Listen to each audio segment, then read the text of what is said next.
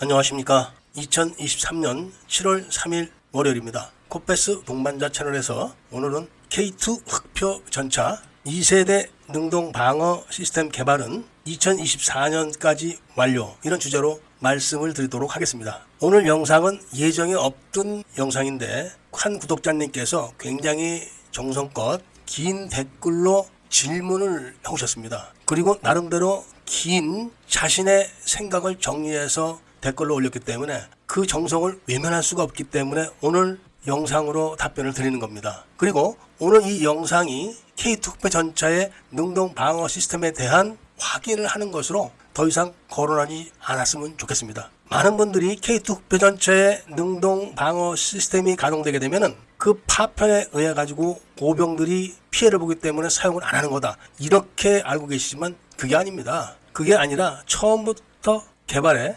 실패를 했다고 봐야 됩니다. 왜냐하면 능동 방어 시스템은 잘 아시는 것처럼 소프트킬과 하드킬로 구성됩니다. 그런데 소프트킬과 하드킬을 따로따로 개발을 시켰던 겁니다. 그래서 각각 개발에는 성공을 했는데 여기서 두 시스템을 결합을 해가지고 장착해서 작동을 시키면은 오류가 나는 겁니다. 왜냐하면 잘 아시는 것처럼 소프트킬은 연막 차장입니다. 그런데 일반적인 시각만 차단시키는 게 아니라 적외선이라든지 여러 가지를 차단을 시켜서 적의 탐지에서 벗어날 수 있게 하는 그런 최신 연막입니다. 아주 잘 개발이 된 걸로 알려지고 있습니다. 그런데 하드킬을 장착해서 같이 사용하게 되면은, 일단 소프트킬이 작동이 되게 되면은 나중에 개발한 아군의 하드킬이 바로 그 연막 차장 효과에 의해 가지고 작동이 안 되는 겁니다. 그러니까 적이 쏜 화력이 전차에 접근하는 거를 탐지를 해도 다시 역추적을 해가지고 격파할 수 있는 기능이 차단이 돼버리는 겁니다. 결론적으로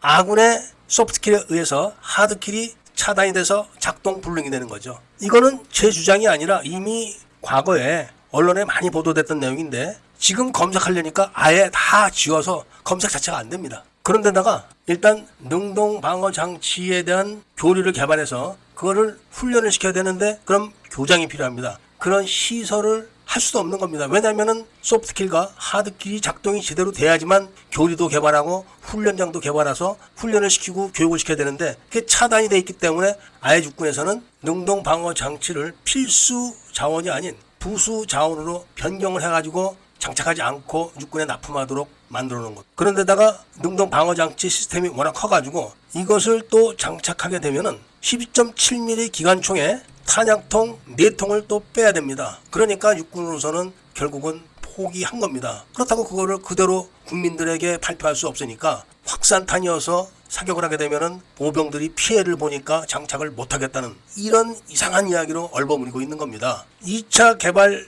발표를 보게 되면은 전방 집속 확산탄을 개발하는 겁니다. 그러니까 이스라엘 같은 나라에서는 전차전을 하게 되면 보병들이 따라붙질 않습니다. 전차 대 전차가 대량으로 전투를 하기 때문에 보병이 근처에 없지만 한국은 보전포 합동작전을 하는 경우가 많기 때문에 피해가 난다는 말로 얼버무린 거지만 사실은 정확하게 말하면 개발에 실패한 겁니다. 그렇기 때문에 노르웨이에 시험할 수 있는 전차를 납품했을 때는 이스라엘제 능동 방어 장치를 탑재해서 시험을 했고, 만약에 노르웨이가 한국 K2 전차를 선택한다면 능동 방어 장치는 이스라엘제로 탑재해서 납품을 하려고 했던 겁니다. 그런데 이번에 폴란드에 납품하는 전차는 바로 한국산 능동 방어 장치가 탑재되어 있는데 작동은 안 될 겁니다. 그렇기 때문에 부랴부랴 2024년도까지 2세대 능동 방어 장치를 개발한다고 해서 지금 서두르고 있는, 그리고 그거를 1차 실패와 관계없이 하는 걸로 얼버무리고 있지만 사실은 1차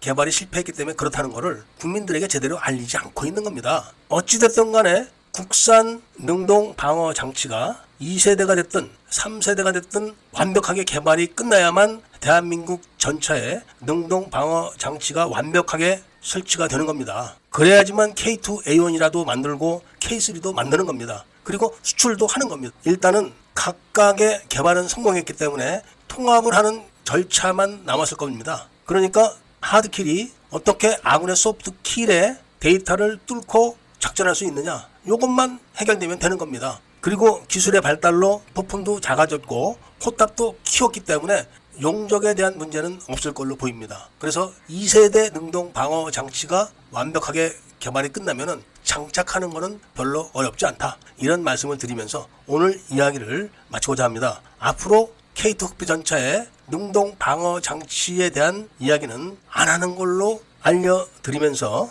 애국 시민분들과 밀매분들께는 구독을 꼭 좀 해주시고 알림 설정과 좋아요도 부탁드리면서 이야기를 들어주신 데 대해서 감사드립니다.